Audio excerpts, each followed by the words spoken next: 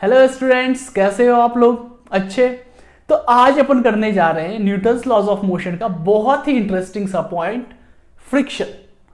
तो इससे पीछे हमने पढ़ा पुल्ली स्ट्रिंग का केस, एफबीडी समझा। उससे पीछे लिफ्ट एलिवेटर समझा, वेट समझा और नॉर्मल रिएक्शन समझा। नाउ अब मैं अभी ही फ्रिक्शन पे क्यों आ गया, क्योंकि अभी बहुत सारे एफबीडीज करने बाकी थे। तो the reason behind that is कि फ्रिक्शन जो है वो सिचुएशन को और प्रैक्टिकल बनाता है।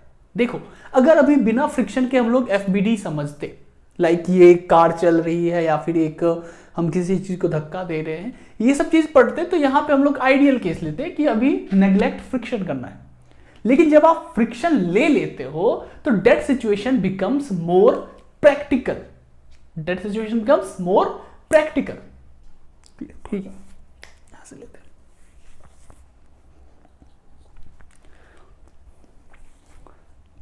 हेलो स्टूडेंट्स, कैसे हो आप लोग? अच्छे। तो आज हम लोग करने जा रहे हैं न्यूटन्स लॉज ऑफ मोशन का काफी इंटरेस्टिंग सा टॉपिक, फ्रिक्शन। इससे पीछे हमने क्या पढ़ा? स्ट्रिंग और पुल्ली का एफबीडी समझा, लिफ्ट एलिवेटर का एफबीडी समझा, नॉर्मल रिएक्शन समझा। नाउ अब मैं डायरेक्ट फ्रिक्शन पे क्यों आ गया हूं? क्योंकि अकॉर्डिंग टू अगर बुक चले तो फ्रिक्शन काफी लेट से आता है, उससे पीछे बहुत सारे फ्री बॉडी डायग्राम समझने होते हैं। बट मैं फ्रिक्शन पे इसलिए आ गया जस्ट बिकॉज देखो, अगर मैं फ्रिक्शन के बिना आपको और सारे एफबीडीज बताता तो वहां हमें एक सिचुएशन लेना होता है कि नेग्लेक्ट फ्रिक्शन, जो कि आइडियल केस है। अब फ्रिक्शन पढ़ने के बाद friction makes things more practical, क्योंकि देखो कुछ भी हो रहा है तो फ्रिक्शन तो होता ही होता है। हाँ, कोई कार मूव कर रहा है तो फ्रिक्शन होगा ही होगा। तो जब हम लोग फ्रिक्शन पढ़ लेंगे, आफ्टर दैट फिर हम लोग जब एफबीडी, अच्छे एफबीडी, एडवांस लेवल के एफबीडी जब समझेंगे तो वहां फ्रिक्शन को लेके समझेंगे तो वो ज्यादा अच्छा हो जाएगा। आपको फ्रिक्शन के लिए अलग से फिर एफबीडी समझने की जरूरत नहीं पड़ेगी। समझ में आ रहा है? तो डेट्स वाई मैं फ्रिक्शन पहले पढ़ा रहा हूं।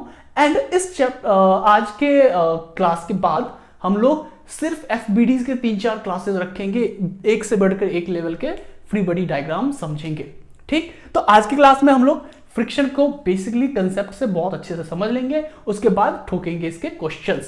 तो अगर आप मुझसे पूछोगे कि आज के वीडियो को समझने के लिए कौन सा आपका सही होना चाहिए पोर्शन, तो मैं आपको सजेस्ट करूंगा कि इससे पीछे जो मैंने एफबीडी के 2 वीडियोस बनाए हैं वो जरूर देख लो, और वेक्टर जरूर अच्छा रखो। ये मैं आपको बार बार हर वीडियो में बता रहा हूं कि वेक्टर अच्छा रहेगा, तभी ये सब बहुत आसानी से खेल की तरह आप समझोगे, नहीं तो आपके लिए कॉम्प्लिकेटेड हो जाएगा।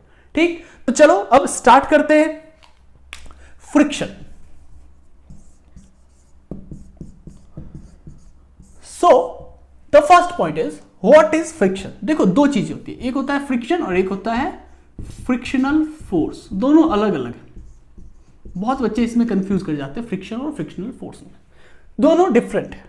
सबसे पहले व्हाट इज फ्रिक्शन। फ्रिक्शन क्या होता है? तो friction is simply a kind of resistance. अब रेजिस्टेंस आप लोगों ने 10th में भी समझा होगा कि रेजिस्टेंस क्या होता है। रेजिस्टेंस मतलब बैरियर जो रोकता है। रेजिस्टेंस इज सिंपली बैरियर जो किसी चीज को रोकता है। रोकने का मतलब क्या? आप आगे जाना चाहते हो, ये आपको पीछे धकेलना चाहेगा। आप पीछे आना चाहोगे, ये आपको आगे ले जाना चाहेगा। यही मतलब आपका जो टेंडिंग मोशन होता है, जिधर आप जाना चाहते हो उसके अपोजिट आपको करता है, फोर्स लगाता है। तो friction is simply a kind of resistance जो कि इंटरमॉलिक्यूलर स्पेस में पढ़ा जाता है। उसकी आपको ज्यादा जरूरत नहीं है, फिर भी मैं आपको थोड़ा सा बता दूं। होता क्या है, जैसे ग्राउंड है तो हमें तो सिंपली ये ग्राउंड सीधा दिखता है, एकदम प्लेन सा ऐसा। लेकिन एक्चुअल में जब आप माइक्रोस्कोपिक व्यू लेते हो, मॉलिक्यूलर व्यू लेते हो, तो ग्राउंड कुछ इस तरीके का हो सकता है। ठीक, कुछ इस तरीके का होगा। और इसके ऊपर आपने कुछ चीज को ऐसे, कुछ ऑब्जेक्ट को ऐसे आपने स्लाइड करवाया या कुछ करवाया। हाँ, तो वो ऑब्जेक्ट आप मान लो, जैसे ये एक कुछ प्लेन टाइप का ऑब्जेक्ट, ये ऑब्जेक्ट ऐसा दिख रहा है प्लेन, लेकिन एक्चुअल में जब इसका माइक्रोस्कोपिक व्यू लेंगे तो वो भी कुछ कैसा होगा, ऐसा करके होगा। ठीक है, ऐसा करके। अब जब आप इसको आगे की ओर धक्का देते हो तो इन दोनों के बीच में एक फ्रिक्शन आता है। फ्रिक्शन वर्ड से भी बहुत कुछ क्लियर हो रहा है ना। फ्रिक्शन जनरली बहुत यूज करते हैं फ्रिक्शन वर्ड। तो इन दोनों के बीच में अब देखो क्या होता है, जब आप इसको धक्का देते हो तो जैसे ये धक्का दिया, मैं यहां पे एक थोड़ा सा और अच्छे से बना ले रहा हूं, ये अपना ग्राउंड का हो गया और ये अपना ऑब्जेक्ट का हो गया, ऐसे करके। तो जैसे ही आपने इसको धक्का दिया, इधर की ओर खींचा, तो ये इस पे एक फोर्स लगाएगा, ग्राउंड वाले उस उभार पे। तो ग्राउंड भी क्या करता है, न्यूटन थर्ड लॉ की मदद से पीछे की ओर एक फोर्स लगाएगा। समझ में आ रहा है? ये इसको और आगे बढ़ा लो ऐसे, तो ये ऑब्जेक्ट ऐसे इधर की ओर फोर्स लगाएगा, तो न्यूटन थर्ड लॉ के मुताबिक ये भी पीछे की ओर फोर्स लगाएगा। तो बेसिकली ऐसा ही कुछ खेल होता है कि जब आप ऑब्जेक्ट को आगे खींचते हो, तो ऑब्जेक्ट आगे की ओर ग्राउंड पे, सरफेस पे एक फोर्स लगाता है आगे की ओर, तो वो सरफेस ग्राउंड वो क्या करता है, एक फोर्स पीछे की ओर लगाता है। न्यूटन थर्ड लॉ ने इसको बहुत अच्छे से बताया है। तो वही जो फोर्स पीछे लग रहा है वो हमारा होता है सिंपली फ्रिक्शन। क्लियर है? तो वही हो गया एक काइंड ऑफ फ्रिक्शन। ये सिंपली डिपेंड किस चीज पे करता है, तो this depends upon roughness of surface, roughness of surface, या इसको और अगर अच्छे से लिखना चाहो तो रफनेस बिटवीन सरफेसेस।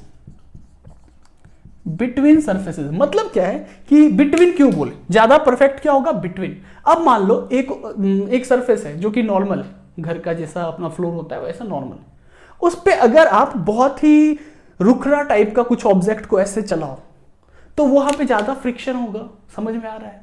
लेकिन वही अगर किसी ऑब्जेक्ट के नीचे हमने क्या किया, अच्छे से पाउडर लगा दिया और फिर उसको चला रहे, तो फ्रिक्शन क्या हो जाएगा, कम हो जाएगा। तो किस पे डिपेंड किया फ्रिक्शन? ग्राउंड तो, फ्लोर तो हमारा वही था ना, फ्लोर तो अभी भी वही था, लेकिन हमने क्या किया, अपना ऑब्जेक्ट जो है वो बदल दिया।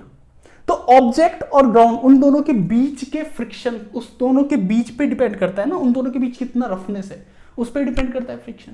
क्लियर हो गई बात? तो आप फ्रिक्शन को क्या कह सकते हो, it is a kind of resistance that depends upon roughness between surfaces. Between surfaces S लगाना जरूरी है, तो सरफेस। क्लियर है? तो ये होता है अपना सिंपल सा फ्रिक्शन। अब फ्रिक्शन कितने टाइप के, तो फ्रिक्शन होते हैं 3 टाइप के, वो अभी थोड़ी देर में समझेंगे। अब फ्रिक्शनल फोर्स को समझें। तो फ्रिक्शनल फोर्स ये एक काइंड का फोर्स है जो कि फ्रिक्शन की वजह से डेवलप होता है, develop due to friction, due to friction. देखो जो बोर्ड वाले बच्चे हैं ना, वो एक सजेशन ले लो कि कभी भी आपको अगर सीबीएसई बोर्ड में या कहीं बोर्ड में लिखना होता है थ्योरी वाले में, तो हमेशा पॉइंट बना के लिखना चाहिए। ठीक है? तो ऐसे करके लिखेंगे, डेवलप ड्यू टू फ्रिक्शन, ये एक पॉइंट हुआ। अब आएंगे दूसरे पॉइंट पे। तो ये फ्रिक्शन की वजह से ये फोर्स डेवलप होता है, this kind of force develop due to friction. अब ये जो है, अभी जैसे मैंने आपको स्टार्ट में बताया कि एक ऑब्जेक्ट अगर ये ऑब्जेक्ट अगर एक सरफेस पे चल रहा है, तो ये सरफेस पे आगे की ओर फोर्स लगाएगा, सरफेस पे पीछे की ओर लगाएगा। यानी फ्रिक्शनल फोर्स हमेशा क्या होगा, अपोजिट डायरेक्शन में लगेगा। किसके? मोशन के नहीं, अपोजिट टू। अपोजिट तो समझ में आ रहा है ना, क्यों? It always acts opposite to not motion, opposite to tending motion. Tending motion, ये वर्ड जो समझ रहे हो ना, टेंडिंग, ये काफी इंपॉर्टेंट है। अगर आप सिर्फ ये कहते हो ना कि frictional force always acts opposite to motion, मतलब ये ऑब्जेक्ट आगे जा रहा है तो फ्रिक्शनल फोर्स पीछे लगेगा, ये ऑब्जेक्ट पीछे आ रहा है तो फ्रिक्शनल फोर्स आगे की ओर लगेगा। तो ये तो जनरल केस में समझ में आ रहा है, लेकिन क्या ये सही है? नहीं सही है। आपको हमेशा क्या बोलना होगा, opposite to tending motion. Tending मतलब क्या होता है? टेंडिंग मतलब होता है कि आप स्वेच्छा से किधर जा रहे हो। जैसे अगर ये एक स्लिपरी एक स्लोप है, इस पे एक ऑब्जेक्ट को ऐसे हमने रख दिया, तो ये स्वेच्छा से अपने मन से किधर जाना चाहेगा, नीचे भागना चाहेगा। तो इसका टेंडिंग मोशन किधर हुआ, नीचे। तो फ्रिक्शनल फोर्स किधर लगेगा, ऊपर।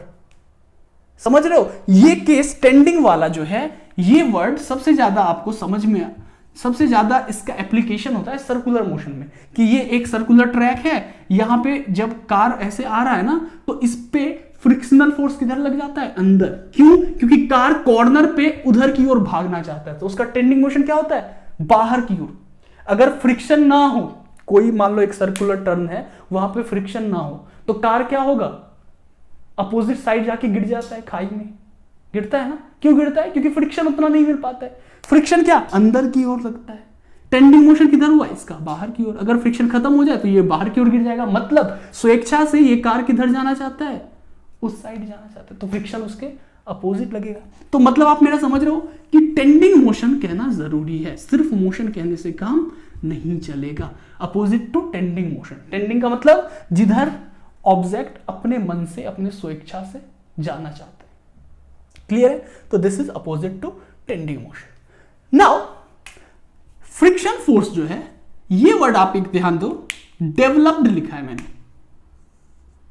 डेवलप्ड, ये जनरेट होता है। डेवलप्ड मतलब क्या बोलना है का मतलब हुआ, इट इज जनरेटेड, ये जनरेट होता है, ये कभी होता नहीं है। मतलब क्या हुआ ये समझो, बहुत ही अच्छा प्यारा सा केस।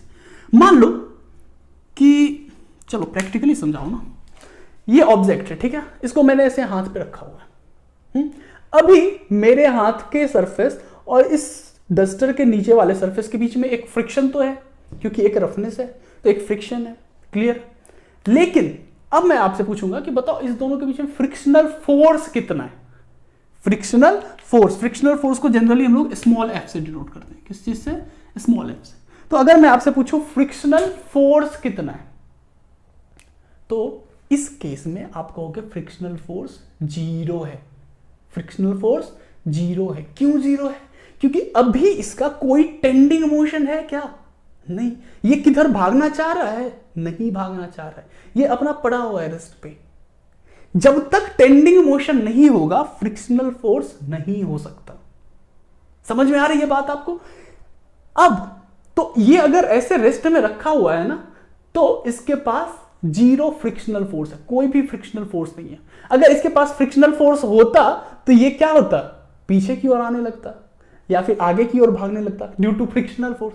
लेकिन फ्रिक्शनल फोर्स अभी नहीं है। क्यों? क्योंकि इसके पास कोई टेंडिंग मोशन नहीं है। अब मैं इसको आगे की ओर धक्का देने लगा ऐसे करके। अब ये क्या है ना, मान लो बहुत ही हैवी है, तो बहुत हैवी तो मुझे बहुत ताकत लगाना होगा। तो ताकत लगाना होगा तो तब तक क्या होगा, मैं अगर थोड़ा सा कम एनर्जी लगाता हूं तो ये मूव नहीं करेगा, it will remain in rest. तो ये रेस्ट में ही रहेगा, लेकिन मैं इसको क्या आगे की ओर पुश कर रहा हूं, तो इस केस में फ्रिक्शनल फोर्स होगा। इस केस में फ्रिक्शनल फोर्स होगा। क्यों? क्योंकि अब इसके पास टेंडिंग मोशन हो गया ना, मैं इसको आगे की ओर धक्का दे रहा हूं ऐसे, तो ये आगे की ओर बढ़ना चाह रहा है। अब ये आगे की ओर बढ़ना चाह रहा है तो फ्रिक्शन इसको क्या करेगा, पीछे की ओर खींचेगा, धक्का देगा। समझ रहे हो? तो फ्रिक्शनल फोर्स डेवलप होता है, कभी भी हमेशा रहता नहीं है, इट इज जनरेटेड। तो अगर एक ऑब्जेक्ट रेस्ट में है तो रेस्ट में रहने का उसका 2 केस हो सकता है। एक केस हो सकता है कि उस पर कोई फोर्स ना लग रहा हो, तो इस केस में म्यू तो होगा। म्यू क्या होगा अभी थोड़ी देर में सुनिए। इस केस में फ्रिक्शनल फोर्स कितना होगा? 0। क्यों?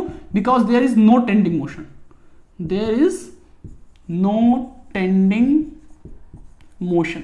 लेकिन वहीं अगर इस ऑब्जेक्ट को मैं एक फोर्स दे दूं, आगे की ओर हमने धक्का दिया, भले ये अभी स्टिल एट रेस्ट है, स्टिल एट रेस्ट है, जरूरी नहीं है ना किसी को धक्का दोगे तो वो मूव ही करने लगे, बहुत ताकत लगाने के बाद भी मूव हो सकता है, बट यहां पे फ्रिक्शनल फोर्स एग्जिस्ट करेगा। क्यों? क्योंकि इसके पास अब टेंडिंग मोशन आ गया आगे की ओर।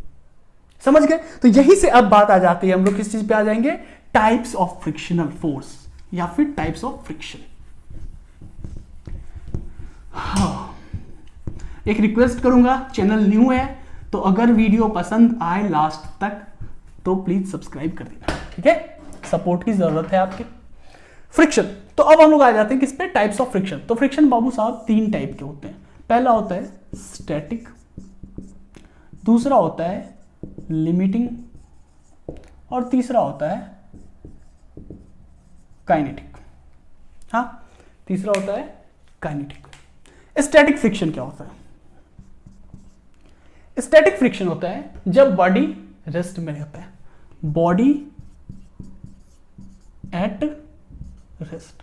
अभी जैसे हमने रेस्ट का केस पढ़ा ना, रेस्ट में 2 तरीके से रह सकता है। एक तो रह सकता है कि ऐसे पड़ा हुआ है बस, और दूसरा हो सकता है हम इसको धक्का दे रहे हैं फिर भी नहीं मूव कर रहे, तो वो दोनों केस अभी समझेंगे।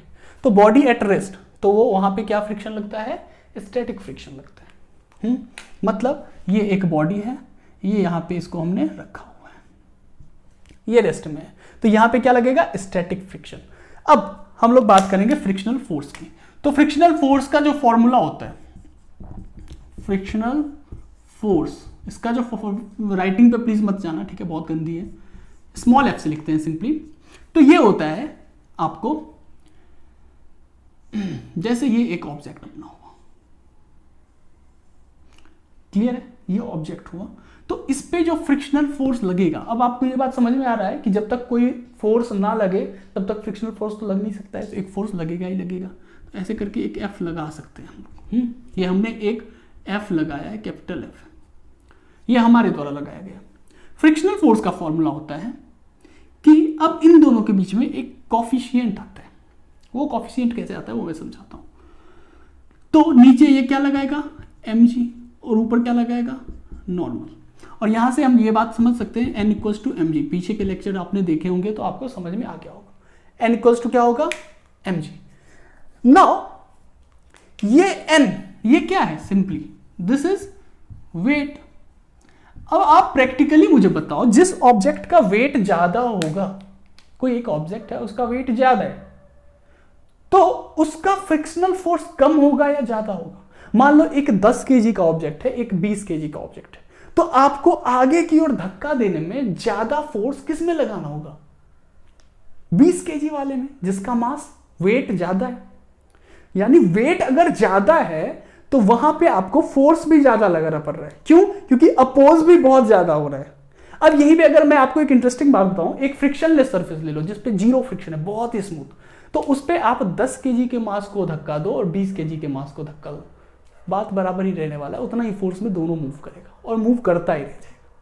लेकिन जहां फ्रिक्शन आ जाता है कि जैसे ये एक फ्लोर है, इस पे अगर मुझे दो ऑब्जेक्ट दे दिया, एक 10 केजी का, एक 20 केजी का, तो 20 केजी वाले में मुझे ज्यादा फोर्स लगाना पड़ेगा। क्यों, क्योंकि वहां फ्रिक्शनल मतलब रेसिस्टेंस, अपोजिंग फोर्स ज्यादा होगा। तो ये बात आपको समझ में आ गई कि frictional force is directly proportional to weight. तो फ्रिक्शनल फोर्स को हम लोग स्मॉल एफ से लिखते हैं, is directly proportional to weight, that is N. तो यहां से प्रोपोर्शनलिटी हटता है तो एक कांस्टेंट आता है जिसको हम लोग म्यू से लिखते हैं। तो F is equals to mu N, जहां पे म्यू को हम लोग क्या बोलते हैं, कोएफिशिएंट ऑफ फ्रिक्शन। मतलब ये म्यू जो है, ये म्यू कोएफिशिएंट ऑफ फ्रिक्शन है, एक कांस्टेंट है। ये कांस्टेंट रफनेस ऑफ सरफेस बताता है। क्या बताता है, सरफेस का रफनेस। लिख लो अभी, यही से समझ लो, कोएफिशिएंट ऑफ फ्रिक्शन म्यू, ये कहां से आया, समझ में आ गया। ये बताता है सरफेस का रफनेस, कोई सरफेस कितना रफ है। इसका जो वैल्यू है बाबू, ये हमेशा 0 से 1 के बीच होता है, या तो बराबर नहीं तो बीच में। 0 के बराबर भी हो सकता है, नहीं तो 0 से बड़ा होगा, 1 के बराबर भी हो सकता है, या फिर 1 से छोटा होगा। हाँ, मतलब अब समझना, म्यू अगर 0 के करीब है, हाँ, टेंडिंग टू 0, तो 0 के अगर करीब है तो वो क्या होगा, फ्रिक्शन उसका कम होता जाएगा, फ्रिक्शन लेस होता जाएगा। अगर किसी का म्यू 0 है तो डेट इज वो बिल्कुल frictionless surface, smooth surface. Frictionless बोलने का मतलब क्या हो गया, स्मूथ। अगर वो 1 के करीब जा रहा है तो उसका मतलब उसका फ्रिक्शन क्या हो रहा है, बढ़ रहा है, फ्रिक्शन इंक्रीजिंग। फ्रिक्शन क्या हो रहा है, बढ़ रहा है। अगर किसी का फ्रिक्शन 1 है, म्यू का वैल्यू 1 है, तो यानी उसका फ्रिक्शन कांस्टेंट बहुत ज्यादा है, समझ रहे हो। तो म्यू 0 से 1 होता है। अगर कोई किसी का मान लो 0.9 है और एक का 0.5 है, तो ज्यादा रफ कौन होगा, 0.9 वाला, 0.5 वाला स्मूथ होगा। समझ गए, यही खेल है काइनेटिक फ्रिक्शन का। नाउ एक बॉडी ये रेस्ट पे है, तो रेस्ट पे अगर रहता है तो इन दोनों के बीच, इन दोनों के सरफेस के बीच का जो म्यू होता है वो क्या है, उसको हम लोग म्यू एस से लिखते हैं, मतलब coefficient of static friction, coefficient of static friction. तो यहां पे स्टैटिक के केस में फ्रिक्शनल फोर्स का फॉर्मूला क्या बन जाता है, म्यू एस एन। क्या बन जाता है, म्यू एस एन। ठीक, ये केस कब आ रहा है, जब एक ऑब्जेक्ट ऐसा रखा हुआ है उस समय, हाँ उस समय म्यू एस तो रहेगा। ये ऑब्जेक्ट ऐसे रखा हुआ है तो म्यू एस तो रहेगा, क्योंकि it is roughness of surface. तो ये तो आप मूव करवाओ या ना करवाओ, फोर्स लगवाओ या ना लगाओ, ये रफनेस तो रहने ही वाला है, समझ रहे हो। लेकिन ये एफ, ये कब जनरेट होगा, जब आप इसको धक्का देना स्टार्ट करते हो। धक्का दे रहे हो बट फिर भी ये मूव नहीं कर रहा है, रेस्ट में। तो समझ गए, तो बॉडी एट रेस्ट रहेगा तो कैसा फ्रिक्शन, स्टैटिक फ्रिक्शन, और फॉर्मूला क्या, F equals to mu S N. Next is limiting friction. Limiting, ये जो होता है, this is this occurs at ease of motion. मतलब अब हम क्या करते हैं, देखो ये ऑब्जेक्ट, इसको हमने धक्का देना स्टार्ट किया, अब क्या होगा, अभी तक धक्का देने नहीं मूव कर रहा है, तो कौन सा फ्रिक्शन लग रहा है, स्टैटिक। अब एक टाइम ऐसा होता है कि अब थोड़ा सा अगर अब ताकत लगा दे तो ये क्या हो जाएगा, मूव कर जाएगा। तो उस एग्जैक्ट पर्टिकुलर टाइम पे, उस पर्टिकुलर टाइम पे जब वो अब अगले सेकेंड में वो मूव कर जाएगा, वहां पे जो फ्रिक्शनल फोर्स होता है उसे हम लोग लिमिटिंग फ्रिक्शन कहते हैं। क्या बोलते हैं, लिमिटिंग फ्रिक्शन। समझ में आ रहा है, एट ईज ऑफ मोशन, मतलब अब ये मूव कर जाएगा उस टाइम। तो इस केस में एफ क्या हो जाता है, म्यू एस एन, बहुत जगह म्यू एल भी लिखा जाता है, लेकिन mu S N is perfect. ध्यान ये रखना है कि लिमिटिंग के केस में म्यू एस जो होता है वो मैक्सिमम होता है। म्यू एस क्या होता है, मैक्सिमम, मतलब म्यू एस का जो वैल्यू होगा वो मैक्सिमम होगा। हाँ, जब ये रुका हुआ है, जब आप ये लगा रहे हो उस समय कम रहेगा। आप कार धक्का देते हो ना, तो क्या होता है, कार आप धक्का दे रहे हो। अब जब कार मूव करने वाला ही रहता है उस समय आप इमेजिन करो सबसे ज्यादा फोर्स उसी टाइम लगाना पड़ता है ना। तो सबसे ज्यादा फोर्स लगाने का मतलब क्या, उस समय फ्रिक्शनल फोर्स अपने पीक पे रहता है, अपने सबसे हाईएस्ट वैल्यू पे रहता है। समझ रहे हो। तो लिमिटिंग का मतलब वही हुआ कि at ease of motion frictional force is at peak, frictional force is at peak. ये भी एक पॉइंट लिख सकते हो, frictional force is at peak value. Peak value का मतलब समझ रहे हो ना, हाईएस्ट वैल्यू। तो पीक पे रहता है, तो वहां पे म्यू एस, क्योंकि अभी भी कार रुका हुआ ही है, वो अब चलने वाला है लेकिन चला नहीं है, वो रुका हुआ ही है, तो रेस्ट के लिए हमने पहले ही स्टैटिक का नाम ले लिया है, तो यहां भी वो क्या होगा, स्टैटिक। बट ये क्या होगा, म्यू एस मैक्सिमम होगा, मैक्सिमम। समझ गए ये बात। अब थर्ड है अपना काइनेटिक। तो ये आपको समझ में आ ही रहा होगा कि काइनेटिक क्या बोलना चाह रहा होगा। काइनेटिक इज, अब जब कार मूव कर गया, यानी ऑब्जेक्ट मूव कर गया, object moving, frictional force while object is moving. यहां पे हम लोग F इक्वल्स टू क्या लिखते हैं, म्यू के एन, मतलब coefficient of kinetic friction into N. अब आप बताओ कि एक बार जब कार आप वही धक्का देते हो, ठीक है, आपने क्या किया, कार को धक्का देना स्टार्ट किया, आपको कुछ फोर्स लगाना पड़ रहा है 10 न्यूटन, ठीक है। अब जब कार चलने ही वाला रहता है वहां पे आपका फोर्स सबसे ज्यादा हो जाता है 15 न्यूटन। लेकिन एक बार जब कार मूव कर जाता है तब आपका फोर्स क्या हो जाता है, कम हो जाता है ना। इमेजिन कर रहे हो। तो यानी जब ऑब्जेक्ट मूव करने लगेगा तो फ्रिक्शनल फोर्स क्या हो जाएगा, कम हो जाएगा स्टैटिक के मुकाबले। तो यहां से ये बात आप ध्यान रखोगे कि म्यू एस जो होता है वो हमेशा ज्यादा होता है म्यू के से। म्यू एस क्या होता है, हमेशा म्यू के से ज्यादा होता है। मतलब म्यू के kinetic coefficient of kinetic friction वो हमेशा कम रहेगा स्टैटिक से। क्यों कम रहेगा, समझ रहे हो ना। तो ये बात है, म्यू का वैल्यू जितना ज्यादा, फ्रिक्शनल फोर्स उतना ज्यादा रहेगा। मतलब जितना ज्यादा सरफेस रफ होगा उतना ज्यादा वो फ्रिक्शनल फोर्स ज्यादा बढ़ेगा। और कितना हाईएस्ट हो सकता है म्यू का वैल्यू, 1। अभी जस्ट समझा हमने। तो यही था बेसिक सा काइनेटिक फ्रिक्शन, समझ गए। अब एक चीज ध्यान रखना, छोटा सा पॉइंट है, बहुत ही छोटा सा पॉइंट है। फ्रिक्शन जो है, friction is a vector quantity, it is a vector quantity. क्यों, इसके पास एक डायरेक्शन है कि ऑब्जेक्ट अगर आगे भागना चाह रहा है तो ये पीछे लगेगा, तो इसके पास एक डायरेक्शन है। लेकिन ये डायरेक्शन, अब देखो होता क्या है, F equals to mu N formula है। N is a vector quantity क्योंकि इसके पास भी एक डायरेक्शन है। फ्रिक्शन भी एक वेक्टर क्वांटिटी होगा, लेकिन ये बात लिखना गलत हो जाएगा कि F is equals to mu N. क्यों, क्योंकि एन का डायरेक्शन क्या है, ऊपर, लेकिन फ्रिक्शन का डायरेक्शन क्या है, पीछे। तो ये कभी भी मत लिखना vector F equals to mu vector N, ये कभी मत लिखना। लिखना क्या है आपको, F is equals to mu N. मतलब ये मैग्नीट्यूड बता रहे हैं, मैं डायरेक्शन की नहीं बात कर रहा हूं। तो ये फॉर्मूला आपका सही है, लेकिन वेक्टर के सेंस में कभी भी नहीं लिखना है। समझ गए ये बात। अब एक छोटी सी बात है, क्या, एंगल ऑफ फ्रिक्शन। क्या है, एंगल ऑफ फ्रिक्शन, बहुत आसान, 2 मिनट लगेंगे। क्या होता है ये एंगल ऑफ फ्रिक्शन। तो ये जैसे एक ऑब्जेक्ट ग्राउंड है, इस पे हमने एक ऑब्जेक्ट रख दिया, ठीक है।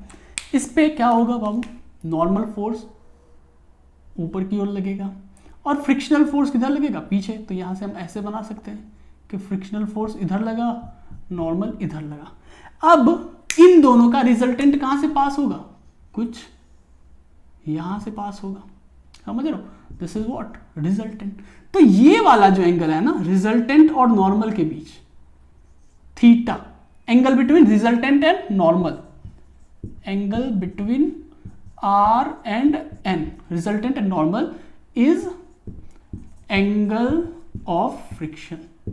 उसी को हम लोग क्या बोलते हैं, एंगल ऑफ फ्रिक्शन। ये थीटा कौन है, theta is angle of friction. तो यहां से अगर मैं आपको टेन थीटा निकालने बोलूं, tan theta, this will equal to क्या, देखो ये कितना है, फ्रिक्शन एफ, समझ रहे हो ना, ये थीटा, ये एफ है, ये एन है। टेन थीटा का formula perpendicular by base, theta के लिए परपेंडिकुलर कौन, फ्रिक्शन, बेस कौन, एन। तो tan theta equals to friction by N. अब फ्रिक्शन फोर्स का फॉर्मूला आपको पता है, म्यू एन बाय एन, तो एन एन चल बसे, तो tan theta will equals to mu. मतलब कॉफिशिएंट ऑफ काइनेटिक फ्रिक्शन या फिर कोई भी स्टैटिक फ्रिक्शन, तो कॉफिशिएंट ऑफ फ्रिक्शन हमेशा क्या बताता है, एंगल ऑफ फ्रिक्शन। ध्यान से फिर से, coefficient of friction that is mu, वो हमेशा आपको टेन थीटा का वैल्यू देता है। वहां से यानी आप एंगल ऑफ फ्रिक्शन निकाल सकते हो। देखो इसका यूज कैसे क्वेश्चन में कर सकता है कि आपको एंगल ऑफ फ्रिक्शन दे देगा, हाँ, और मास दे देगा, आपको कहेगा फ्रिक्शनल फोर्स बताओ, तो आप तो घूमोगे कि F equals to mu N होता है। तो ये फॉर्मूला कहां से लगा है, तो म्यू का वैल्यू क्या होता है। अब मान लो 30 डिग्री मैंने दे दिया आपको कि 30 डिग्री एंगल ऑफ फ्रिक्शन है, आप बताओ इसका फ्रिक्शनल फोर्स कितना होगा। तो आपने कहा F इक्वल्स टू होता है, बहुत अच्छा, म्यू एन, तो म्यू तो मुझे पता नहीं है, मैं कैसे निकालूं, तो म्यू क्या होगा 10 30 डिग्री और इंटू एन, हम निकाल लेंगे, समझ गए। तो ये होता है एंगल ऑफ फ्रिक्शन। तो फ्रिक्शन का अपना इतना सा ही कॉन्सेप्ट पार्ट, इतना सा ही है। इसके बाद है प्योर फ्री बॉडी डायग्राम। अब जो हमारा नेक्स्ट लेक्चर होगा ना, उसमें मस्त मस्त से फ्री बॉडी डायग्राम करेंगे फ्रिक्शन वाले एप्लीकेशन को लेके। 2-3 लेक्चर लगाएंगे, बहुत अच्छे अच्छे क्वेश्चंस करेंगे, ठीक है। अभी आप इस वीडियो के देखने के बाद खुद से ट्राई करो, खुद से दिमाग खर्च करो, ठीक है। बने तो खुश रहो, ना बने तो भी खुश रहो, क्योंकि आगे हम लोग करने वाले हैं, फिर बनेगा, जरूर बनेगा, ठीक है। तो टिल देन चलो बाय।